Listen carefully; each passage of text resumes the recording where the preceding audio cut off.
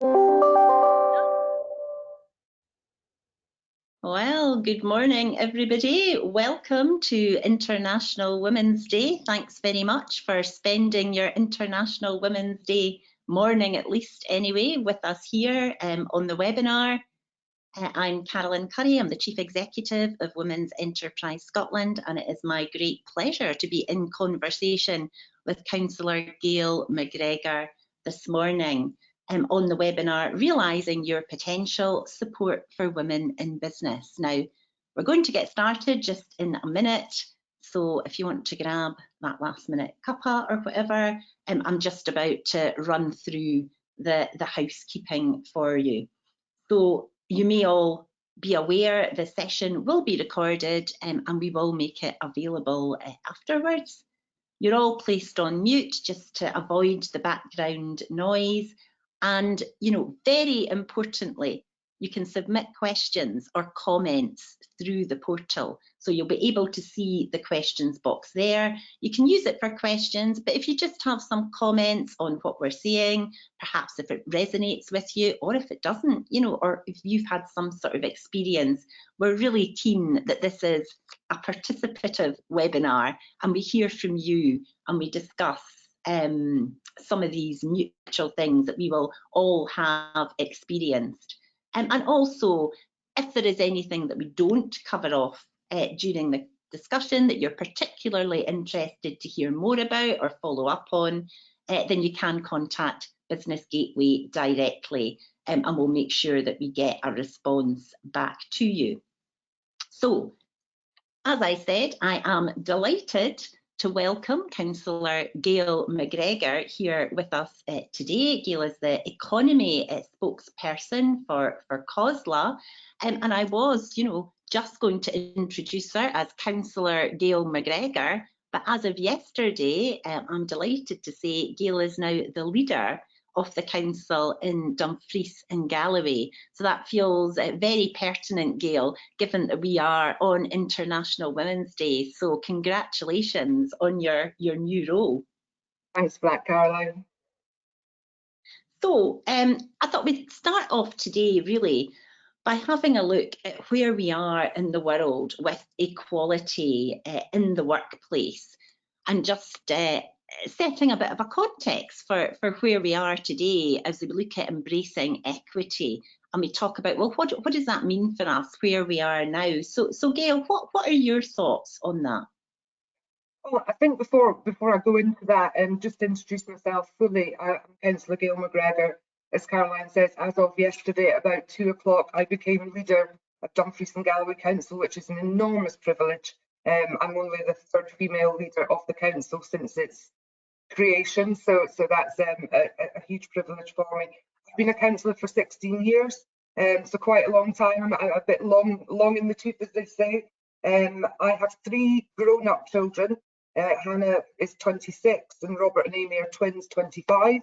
So I don't have the burden or the work of young families. So, relating to quite a lot of you today who have that struggle of young family as well.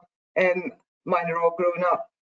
Being a spokesperson for resources at the Convention of Scottish Local Authorities for the past 5 years, and now I'm the spokesperson for environment and the economy. So very different briefs and fantastic opportunities. And I also do a couple of roles across Europe. One of them is on the Council of European Municipalities and Regions, where I'm a spokesperson for the United Nations Sustainable Development Goals. So I've got quite a broad portfolio. I sometimes wonder how the heck I got here and how I ended up with all these roles. And I have a dreadful inability to say no to people. So that's clearly how I've ended up in some of the roles. But I think for me, the crucial thing has been just putting myself out there and doing it, even if it's been cripplingly nervous at times, if it's been difficult to do around family or home life. So, I just try to put myself out there as much as I possibly can. Now, I know that equality and the gender gap is a massive issue.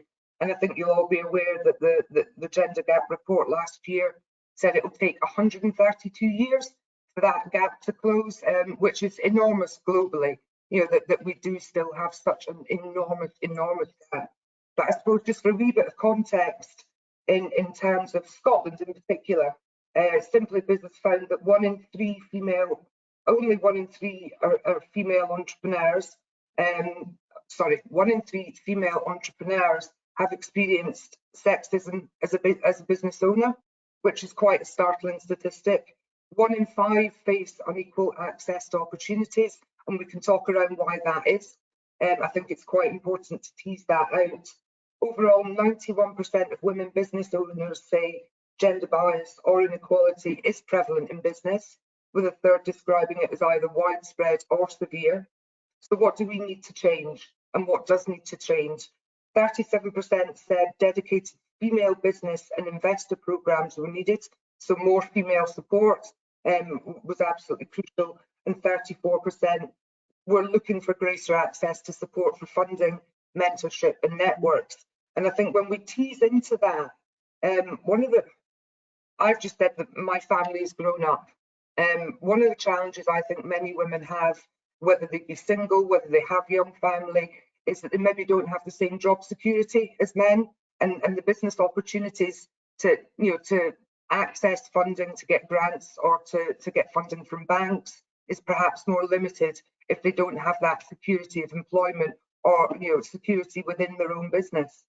So there's an awful lot of factors that I think we need to look into, and the chat will hopefully get you all going to tell me about your experiences so that Caroline and I can go away. Because the key thing for me through Business Gateway and my role there, I chair Business Gateway as well, my key role there is to ensure that all businesses are supported in the right way through our 32 council networks and our enterprise agencies. So anything I can get back from you lot today will help me in that context. Caroline, I don't know if you want to add much more to that. Well, I think I'm going to encourage everybody to put their comments and thoughts on that in the chat. And you heard it straight from Gail here.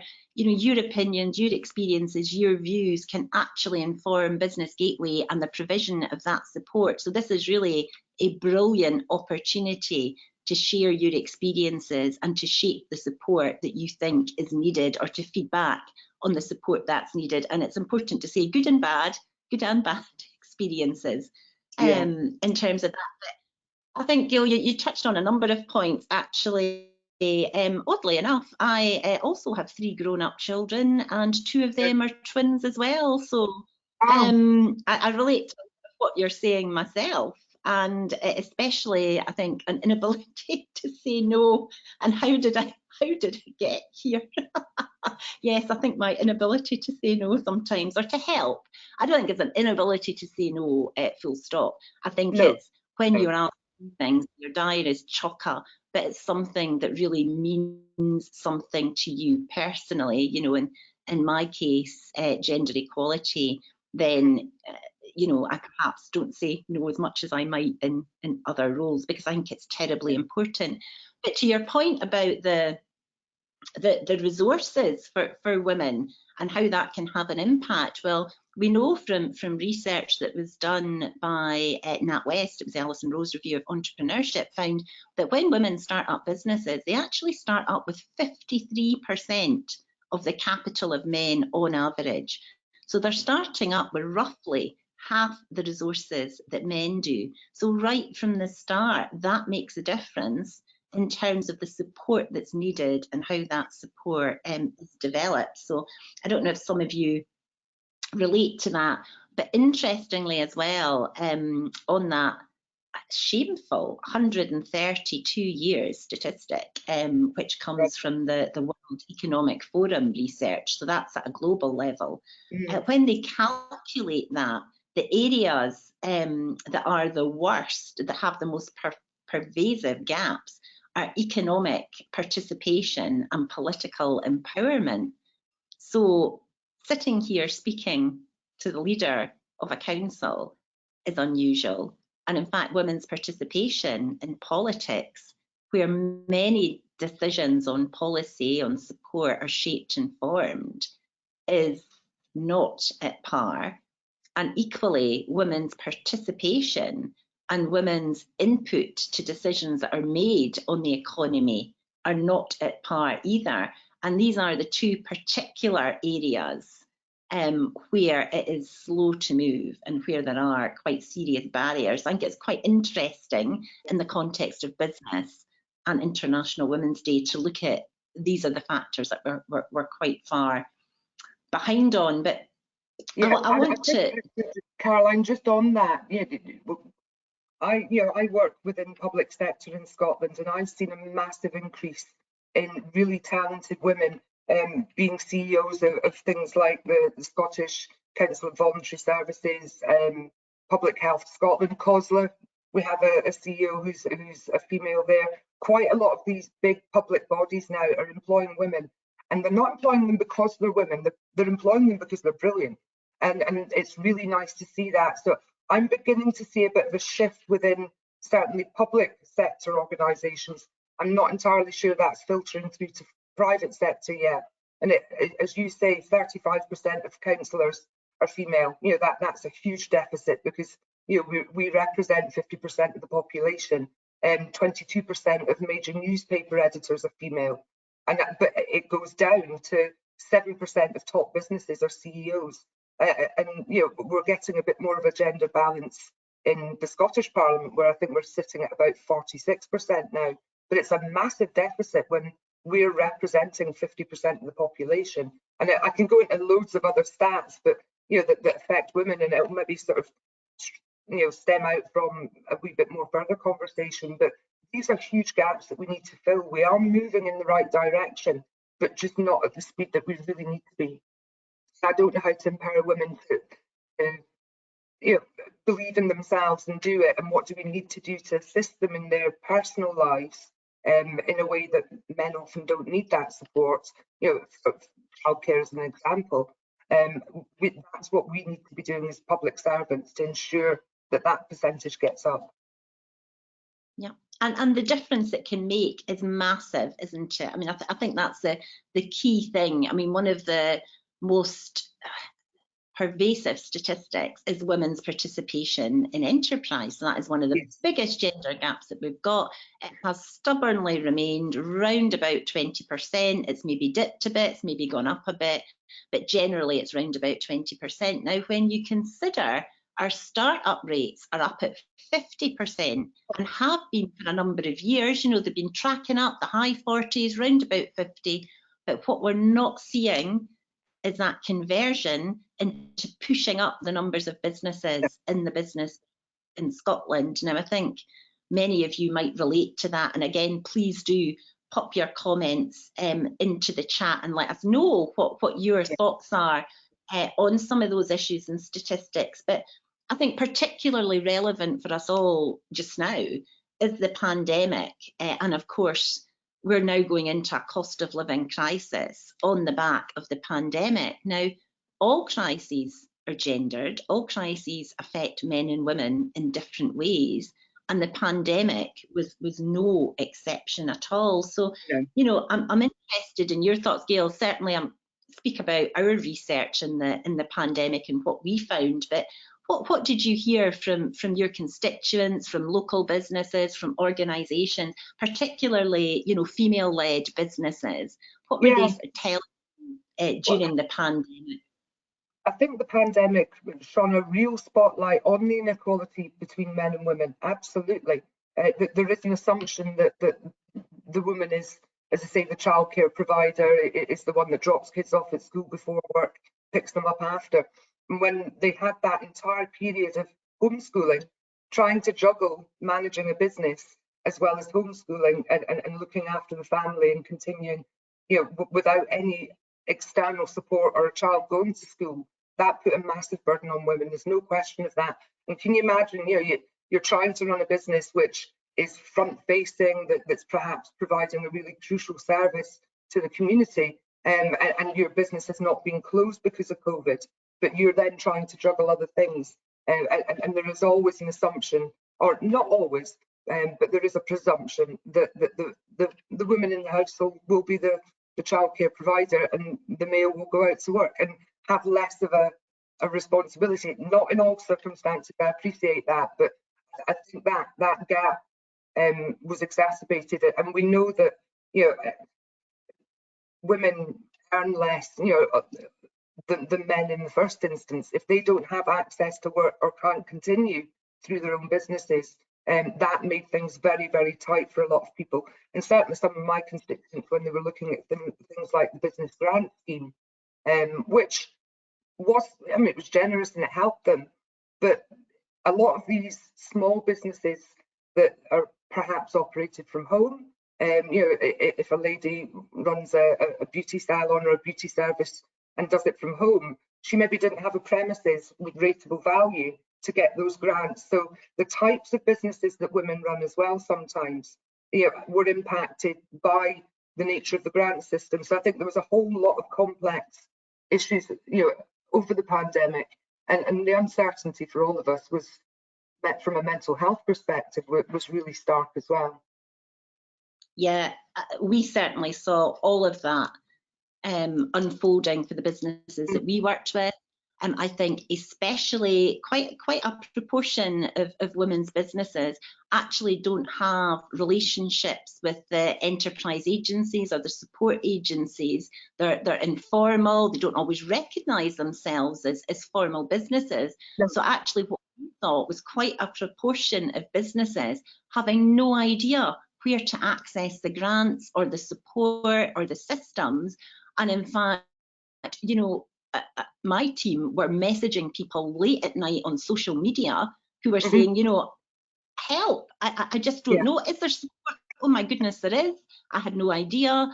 And, you know, I think some of us that understand the support structures, where to go, how to access that support, we take that for granted. But what we found was this informal economy, if you like, of many women-owned businesses there who didn't have the relationships to understand where to go for support in the first place. So I think we certainly saw that happening. And what was interesting with the statistics, when you look at the self-employed income support data, actually the proportion that women would have been entitled to versus the proportion that was claimed was substantially less, which possibly relates back to that first point I made. But also we did some analysis on the business relief grants that were made available. We analysed 2 funds and we looked at what women-led companies got access to those funds. So it's important to say it wasn't access for everybody, it was what companies had access to those funds. But what we found out was women-led companies received just 11% of the 120 odd million that was made available by by 2 of the key relief funds. And, you know, that's pretty shocking in this day and age. It wasn't a proportionate split of funds. And in fact, when you looked at it on a regional basis, there were quite serious disparities. You know, generally from that low level of disbursement, most regions were not giving women their fair share of the relief funds, or they weren't being received. And in fact, in some regions, no women-led companies at all got a share of, you know, particular funds. So it does go to show that despite our intentions of trying to get support there to where it's needed, if you don't have a gender lens on your data, if you're not running those checks and balances, then you do not know that the relief funds are getting to everybody in need. And I think that is really an important point. So, you know, we see women-owned businesses, I said at the start, they start up on average 53% of the capital that men do. So they're smaller, more vulnerable to crises like the pandemic. And then we can see from the pandemic, then did not get their fair share of some of the business relief grants. So there is a lot of work to be done to support businesses now who are going into the cost of living crisis seriously weakened. So, you know, certainly for us as an organisation, that is front and central of our work, and ensuring support gets to where it's needed, and in particular looking at data sources, at working with others, so we can start to build that insight and understanding that will let us know if support is getting to where it's needed for everybody, or where the gaps are and where resources might need to be put to address those gaps. No, that's excellent. I know in our area, third sector T&D have just done quite a big piece of work on a similar sort of context, and particularly in a rural area like this, where we have things like gaps in digital provision and you know, other barriers that prevent people from maybe expanding businesses.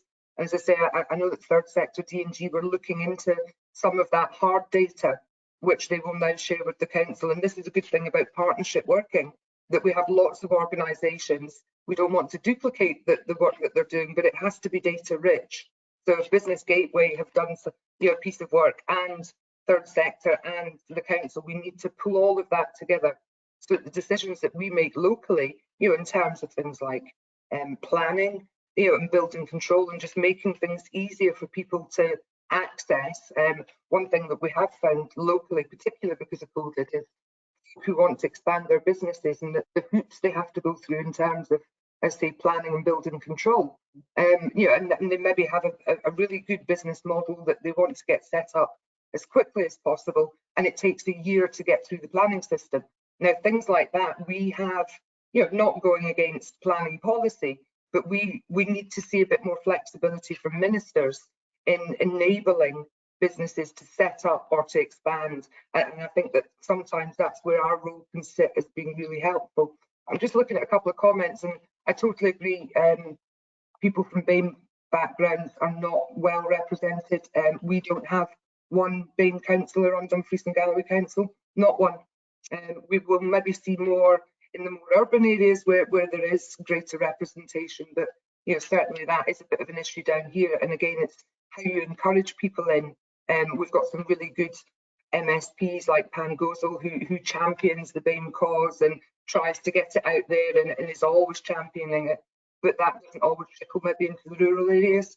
You know, that's probably more central belt. So there was another comment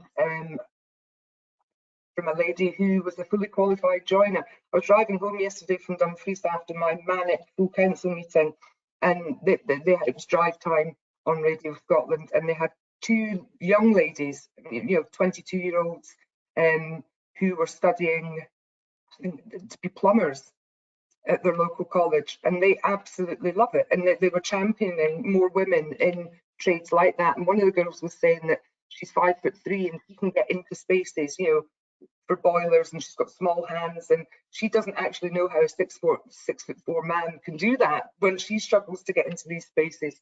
But you could tell they were really passionate about it, and they were looking at maybe going back into schools through, you know, connection with the college to try and encourage other young women in.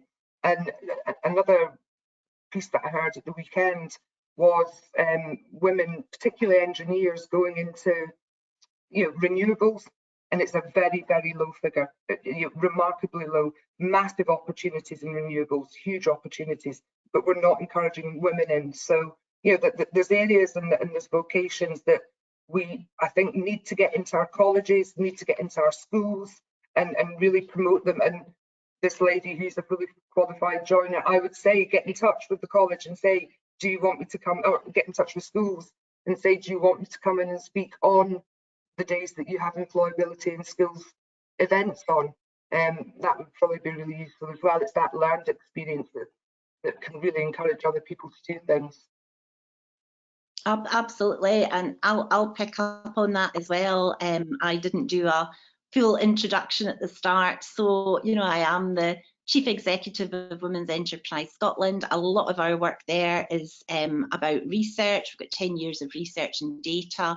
We use that to lobby in Parliament for transformative change, for the policies that will make a difference for women-owned businesses. But the other part of our work is direct support for women-owned businesses. So I was going to say, get your pens and paper out. My goodness, get your digital gadgets out, because we run the Women's Business Centre. Now that's an online portal. You'll find it at womensbusinesscentre.com. So certainly, if you would like to help support other women or get in touch with young women and girls, get in touch with us and we'll try to use our contacts and our networks to facilitate that.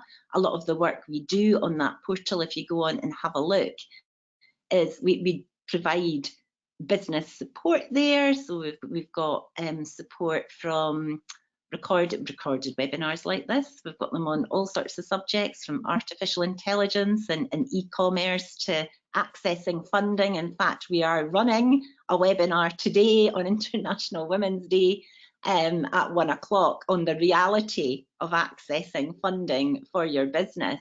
Now, that support is all free to access if you register.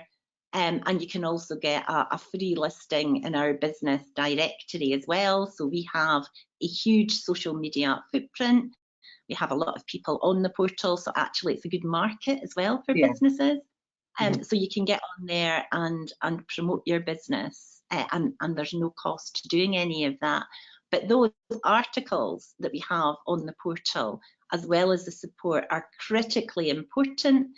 They're from women talking and sharing their experiences, helping to bring a bit of a context to enterprise and support. And there are a lot of women there who are active and trying to support others. And in fact, today, if you're on our Twitter feed, we have got a video that some of these businesses we work with, these women have recorded, and it is to inspire young girls in schools to consider enterprise and, you know, to think that they can do some of these things, that perhaps as they get a little bit older, that sense of encouragement or capability or doability, we know from research, just seems to start to go down instead of it increasing. So, you know, do have a look at that. I can also see that the comment, I think, on renewables, Richard, thanks. I mean, a big welcome to all the guys that are on here today, and thank you so much for coming along and joining us. It's really important. It's an important part of the engagement. And I think, just as Gail said, we actually see a lot of women very interested in net zero and renewables. It fits with a strong sense of purpose. And I actually think there is a huge opportunity. And from what we are picking up, this is anecdotal, so it isn't data yet, but we are seeing more women starting up in renewables and looking at renewables as an option. So Richard, please get in touch, because we'd be really happy to talk about that.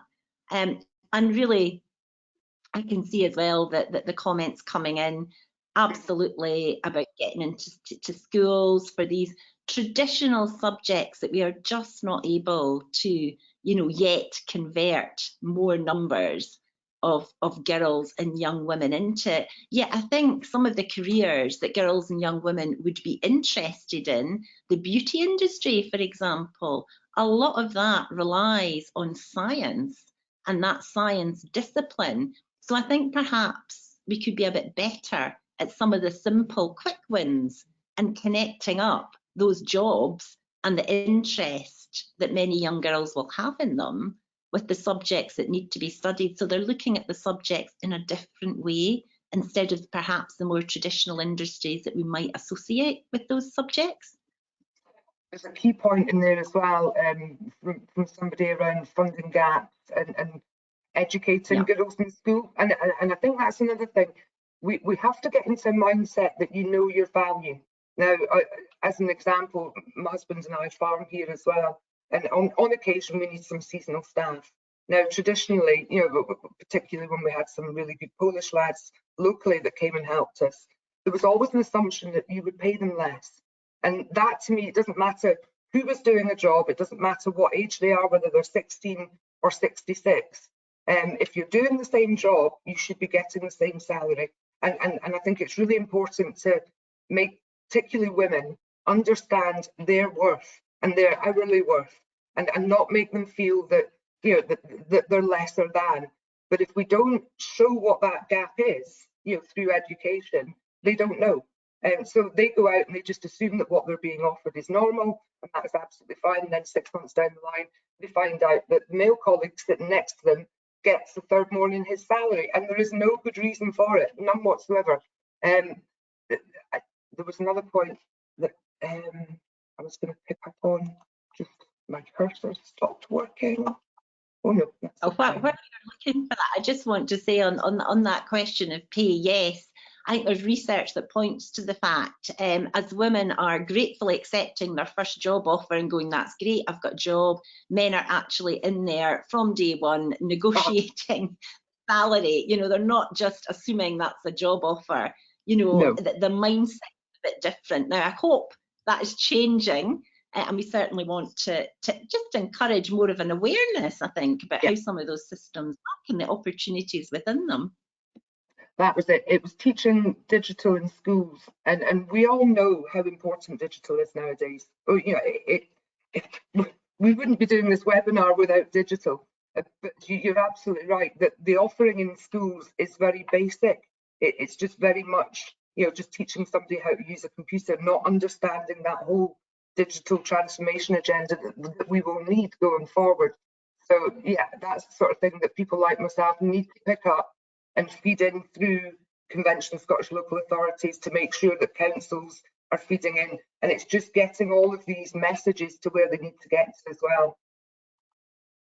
Yeah, and what I would say is, you know, again, feed some of those experiences back to us at Women's Enterprise Scotland. You'll find us on the website, We Scotland, so WE Scotland. We actually have a survey, it's supposed to be biannual. I think it's about 3 to 4 years now since we did our last survey, which was delayed because of all the different impacts of the pandemic and how we responded then as an organisation. But our survey is out there at the moment. If you go onto the website, you'll see it on the revolving banner on the home page. It'll take about 20 minutes to complete. So go on there and share your experiences. It is then our job, when we have all those experiences, to go forward and represent those views to policymakers, to government. I quite regularly give evidence to parliamentary committees who influence policy and the shaping of policy, and in particular, I give evidence to the Economy Committee. So if you have those experiences and you would like to make us aware, please complete the survey. It's still open. It'll be open for another couple of weeks. And it is a way of making sure your experiences count and you are therefore making a difference for the next generation of women and girls coming through. Okay. Sorry, there's just a question there from Fiona. What support is there for raising private capital investment from private sector to launch scalable renewable energy businesses? This is a conversation I have with government quite a lot. There's an awful lot that in the mix at the moment, whether it be EV charging points or renewables, or, you know, I mean, the agenda is enormous, and how we wire that private business in is going to be absolutely pivotal. At the moment, they're doing a sort of pilot on carbon neutral islands, and that is going to entail, you know, very much bringing the private sector in. But it's how do we reach out as public sector and as government, be it local or national, and get those private businesses in to get that investment that we need? Because the public sector can't do it on its own. We simply don't have enough money in the pot. So that linkage with private sector is absolutely pivotal. And I haven't met a minister yet who has the answer to that. So we will keep working to try and dovetail alongside private sector. But it's a really challenging one, really challenging.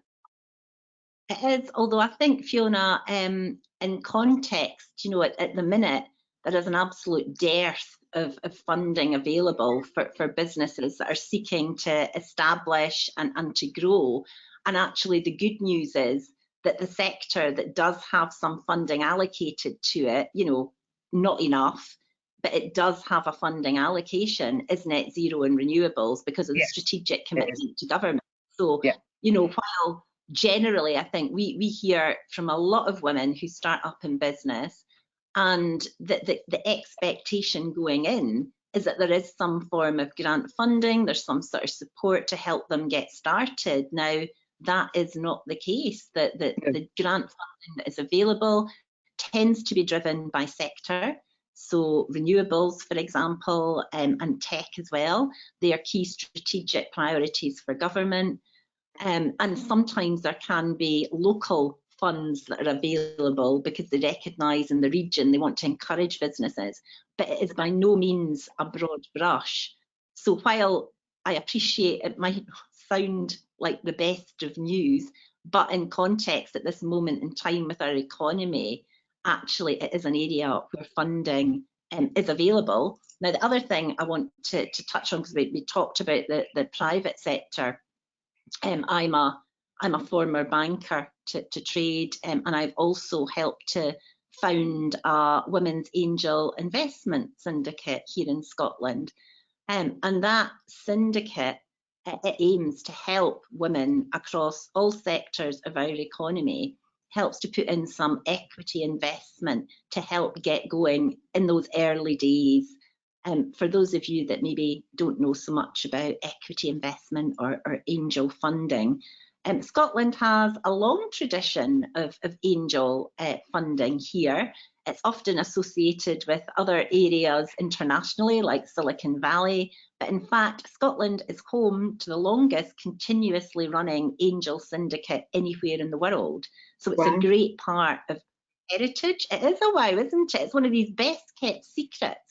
So we really have an incredible depth of experience in terms of providing that initial equity investment for businesses. But because Scotland now has such a depth of experience, we find that a lot of syndicates are now supporting higher value transactions and aren't so much in that sort of 50,000 to 250,000 initial funding raise that used to be where angels got started. So we are looking at that area, that's where our support is pitched, to try to help women across all sectors access that important equity funding. And the other thing we're doing is encouraging more women to become angel investors. So we all think angel investment must be for the very wealthy, you know, who has 50,000 to 250,000 sitting in their back pocket, particularly in this economy. But that is not how it works. Everybody tips in a small amount. Government has a pot where, you know, this is a really good way of matching private sector funding with government funding. So by the time you leverage all of that up, you can get quite substantial amounts of money. So the lowest investment we have for our deal size is £2,000. And with the tax reliefs that operate, so if you just basic rate taxpayer, and if the business qualifies for a tax exemption, and most angel investors invest in businesses that have got that tax exemption sewn up and addressed, then that £2,000 you're investing becomes £1,000 because you get a 50% rebate because of your tax, and you don't have to be a high rate taxpayer to get that. And the other scheme that works in there gives you a 30% rebate. So we have a really good investment system to help funds flow through from the private sector to help businesses get started. And I think generally, not just women's syndicates, but a lot of the male-run syndicates, or traditionally male-run syndicates anyway, are very aware of the need to try to support more women. And they've had, you know, a lot of conversations, have been very supportive to us starting up. And there is definitely, I see a change there. And, you know, anyone that's got any particular questions on that, please let me know, or drop me an email through the Women's Business Centre. Okay, I can see one coming in. Alice, are we aware of masterminds in Scotland, either free or at an affordable cost? Well, there's the million-dollar question. And I guess it depends what subject area you're looking for and what you mean by mastermind. So, for example, I talked about some of the webinars we have on the Women's Business Centre, the recorded webinars. We ran what we termed as master classes in some tech disciplines. So we ran a masterclass on artificial intelligence, we ran a masterclass on e-commerce, for example, also on data and harnessing data. But if you mean very deep technical expertise, so perhaps directly aligned to your business, that's more via one-to-one consultancy. And at an affordable cost, well, a great route to access consultancy is through the enterprise agencies like the Scottish Enterprise, Highlands and Islands Enterprise, South of Scotland Enterprise. They can help you access that technical support, and they have a lot of technical support in-house as well to make available. The drawback there, well, sorry, the positive there is that's free, or they can help you fund some consultancy. The downside is that you have to be of a particular turnover and level to be able to then access that particular support. So I don't know, maybe if you drop in something a bit more in the chat that lets me know, are you, you know, of a level of turnover? It's usually, I think it's about 200,000. I don't know, can you remember, Gail? You perhaps know more than me in terms of getting into that growth pipeline for Scottish Enterprise. But let us know if you're in there, or if you're not and you're trying to build to get to that level and access that support, then yeah, it doesn't seem fair in a way, because that is when you have to pay. So when you have less of a turnover and you're trying to get there, that is where you have to find affordable support. But we have, you know, we're a good network of people behind the scenes who will try to find you at least some insight and direction. And with the Women's Business Centre, for everybody that is a member, we do offer a 30-minute free consultation with one of the team, and we will try to then use our network if there's particular issues to help get you started. Gail? Yeah, probably not an awful lot more to add to that, but certainly through Business Gateway and our local sort of hubs that are across Scotland, there's definitely a lot of support there. The enterprise agencies, I mean, I work quite closely with South of Scotland Enterprise, and they've been recruiting. They're actually quite a new agency themselves. They were setting themselves up right at the start of COVID, so the majority of their staff hadn't actually worked with each other in person for the first 2 years almost, which has been quite interesting. But they have, you know, they do have funding, but they also have expertise. So they now have a net zero officer who is happy to go out and look at businesses and see how they can, you know, work towards a sort of just transition to net zero within the business. What grants are available for that? Again, Business Gateway. They've had a few schemes around sort of digitalisation and, you know, digital sort of improvement within businesses, and all of these things can not only enhance your business, as you know, but it can make it more cost effective, more accessible for people. So there are lots of agencies out there. You know, go onto their website, see what they offer. You might be quite surprised at what some of them do offer, but what they will offer you is that face-to-face consultation as such, just to see whether you're a startup or whether you're an established business, where you can go from here. And I think, you know, that's absolutely fantastic for what they do. And just be brave as well. I mean, my daughter, she's the 26-year-old, she went to university, she studied law. She never wanted to be a lawyer, but she just felt it was a good degree to get as a sort of spring block. Worked in a couple of office jobs, went into the council, and then just before COVID set herself up in her own business, self-employed, as a personal trainer. Now, fortunately, she had quite a lot of online customers, so that was able to continue through the pandemic, and people really wanted that through the pandemic as well. And she's now just created this monster that she works 14-hour days, you know, online and in person. She's opened a gym now. Her life has taken a completely different turn. But what she has been is brave and bold and said, I'm going to do this. This is going to work. I'm going to make this happen. And again, you know, support from myself and her dad and all the rest of it has empowered her to do that.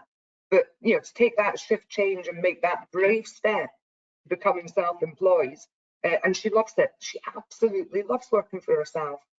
So, yeah, I would sort of urge any of you, if you have young or older aspiring people that want to do something, empower them to do it.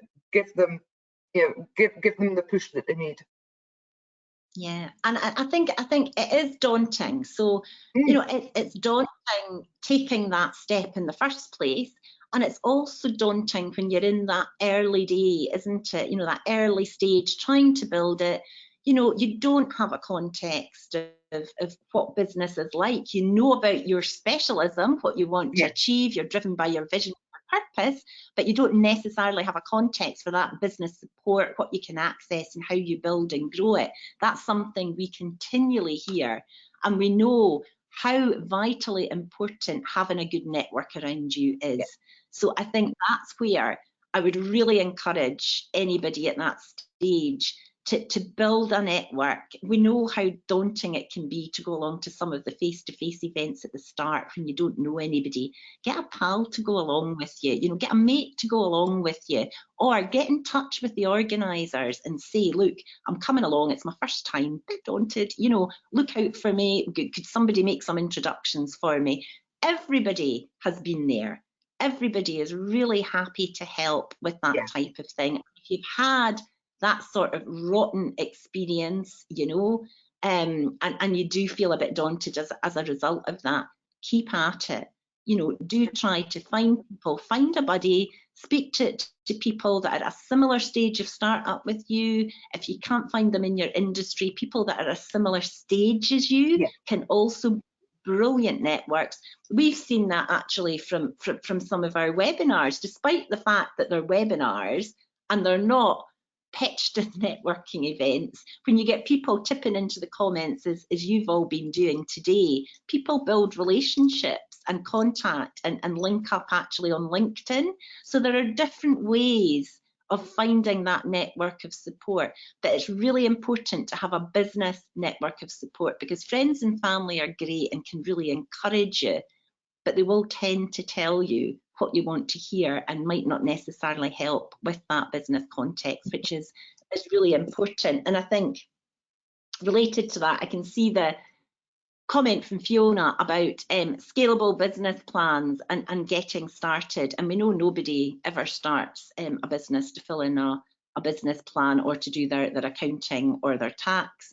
I'm probably one of the few people in life that gets actually quite excited about a business plan. I used to head the lending book in a large bank and manage it, and business plans are certainly the route to getting resources for your business, whether it's financial or non-financial resources, and the agencies can help with that. They do help with that, and that's part of their free support.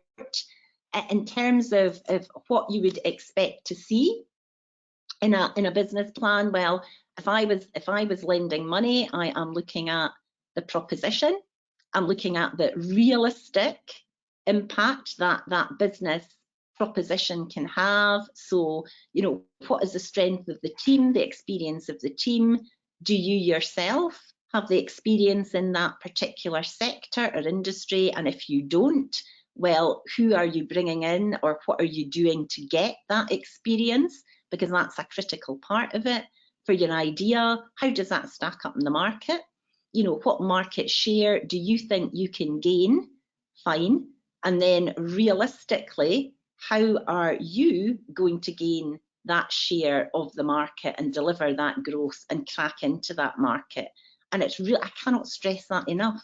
How realistically can you evidence that those sales, that growth is going to come to your business? So these are a very quick overview of some of the key elements that certainly I would be looking for in a business plan. The agencies will give you slightly more structured support, but these are some of the key areas to really focus on, really test yourself on, particularly the one about how are you going to beat off your competition, or if there isn't any competition and it's a super innovative idea, how are you going to get it there, build awareness and get it to market?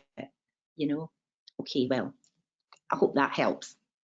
So I guess moving on. Stupidly, sorry, Gail, did you want to come in there? Yeah, I just think the point around networking and confidence, and a lot of women, as we know, have career breaks, whether it be because they have caring responsibilities or maternity leave or whatever. And going back into the workplace after that period of not working can be very, very daunting, you know, whether you're employed or you're setting up your own business. So I think that networking and as I say, not being afraid to be nervous, that's okay. Everybody gets nervous sometimes. Everybody goes, oh, I can't go into that situation, I can't speak to those people. And just pushing yourself through that will help. But Business Gateway do have a fantastic sort of calendar of events, and it can be anything from, you know, marketing strategies to yoga and Pilates. And that's the other area that I think is really important, is well-being, you know, ensuring that we're looking after ourselves, and so that having that work-life balance and you know, the socialization is incredibly important with that, because it gives you that opportunity to speak to other people, male and female, who are in a similar situation. You can talk about the menopause. Why don't we talk about the menopause more? It's horrible, you know, but if you're sitting and you're not engaging with other people who have that similar experience, you think you're the only person that's experiencing it. So I would say get out there, join some of these webinars, go to the in-person events, and you will hear from other people that what you're feeling and what's happening in your business life is actually very similar to a lot of other people. And you'll come away from it going, oh, I feel so much better now. I'm not alone. You know, there are other people in a similar situation. And I think that sort of well-being element is incredibly important. Yeah, well, it's really, really important, I think, to highlight that, because it's very relevant at the moment. You know, we talked earlier about the context for women coming through the pandemic, now facing the cost of living crisis, and we see that in our research.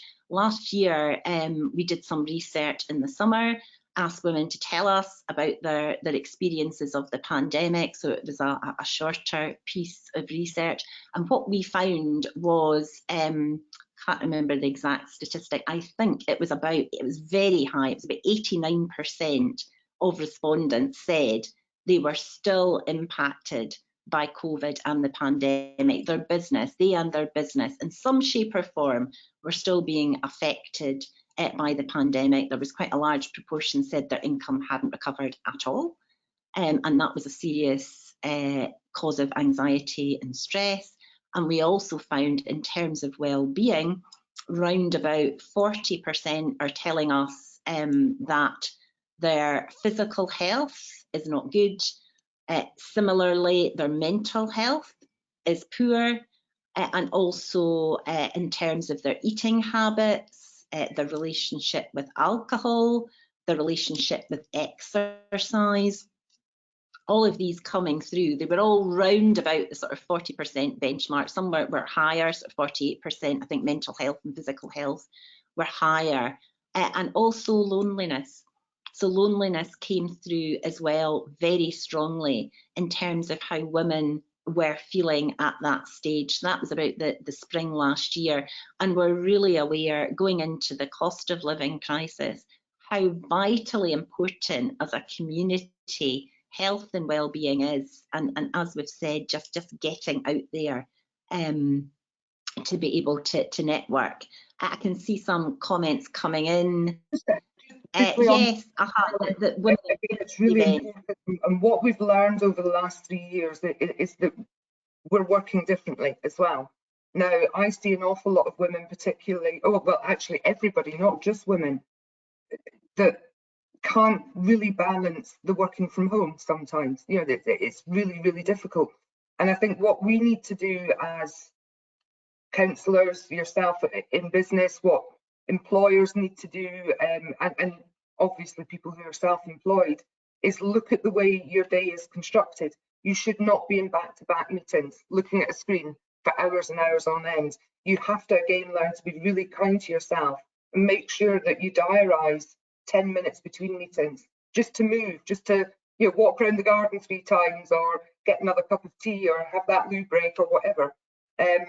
During the winter, when it's dark, I've got a lovely Cocker Spaniel who I just adore, and he's my therapy. So when I need just a bit of downtime, good walk with the dog. But during the winter, when it was dark and I wasn't finishing until 5:30, 6 o'clock in the evening, I would put a block in the diary between 3 and 3:45 when I was at home to take him out in daylight. And I think we all have to find ways of looking after ourselves and looking after our employees, because we've just got into that habit of back to back to back to back to back, because we sit at home often now working, and we need to get out of that habit as well. So my plea to all of you, if you're employers, is look at what your staff are doing, and particularly if they're working from home. Yeah, it's really important, isn't it? It feels like it's been a sustained time of needing to really take care of ourselves to deal with these unusual, pressures. It's not our normal way of living. It's important to say that. And we need to adapt. So I just wanted to pick up and see the comment, struggling with networking and found women in business events gave me the confidence because I realised I was not alone. I think that we hear that in many ways replayed to us through feedback for these events. I think sometimes women in business events are a bit mischaracterised because people think it's splitting women off from men, it's creating division. Actually, the opposite is the case. It's creating that capability to be able to take advantage of all those mainstream bits of support, those mainstream events, because once you've gone along, you've found other women in the same circumstance, you realise your confidence goes up, you're not the only one to have had those experiences, and then you'll usually find you'll have a buddy or somebody that will either go along to you to these events, or as you make more connections, you'll start going to these mainstream or mixed sex events and find that you just know more people. And so actually it's a piece of capability building. And there are some organisations that do great events like that. There's the Association of Scottish Businesswomen. They have local networking groups across Scotland. There's the Scottish Women in Business who are based in Glasgow. So there are groups out there where you can go out there, you can meet in person, and you can access those networks just to help you get started a bit. And if there aren't networks in your local area, come and join some of our digital webinars. It is a good way to meet other women. And as I say, get your business listed on our directory as well. And on the directory, you'll also see we've got just about 200, I think, businesses on the directory just now. And it's another way of finding out who is around in your industry or getting in touch with them and just being able to share some experiences.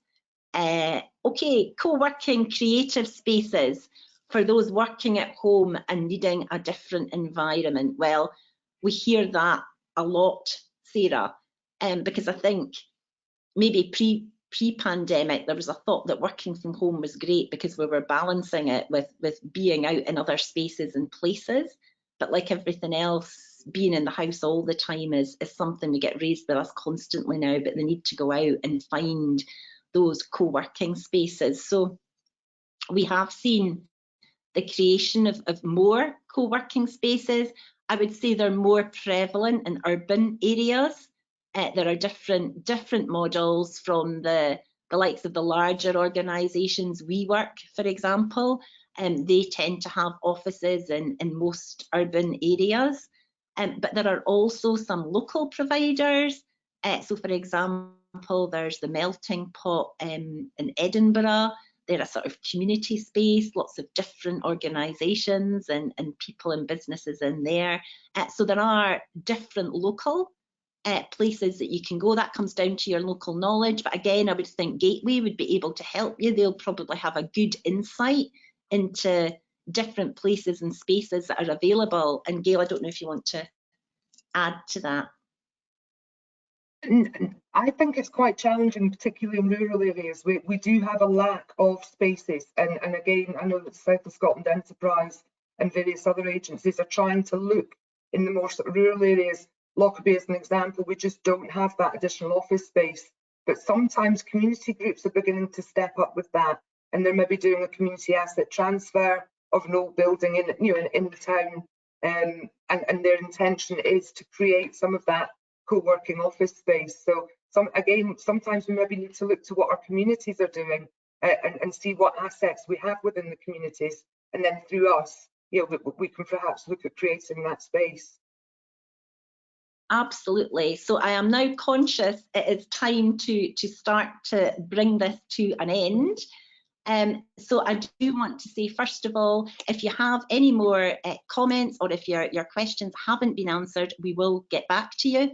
If you have any comments you haven't yet managed to put in, quickly put them in just now, or get in touch with Business Gateway, and we will get back to you on all those points. And particularly if that issue around co-working space, if there isn't anything in your local area, or if you want to find out, get in touch, and again, we'll do our best to find something, or put you in touch with people like Gail, who will lobby on your behalf to try to make that happen, or to look at where that can be put in place. So I want to say a huge thank you to Gail Macgregor, leader of Dumfries and Galloway Council, for so generously sharing her time and all her thoughts and expertise with us today in this webinar for International Women's Day. Thanks to all of you for taking time out your day to join us in the conversation, and for giving us your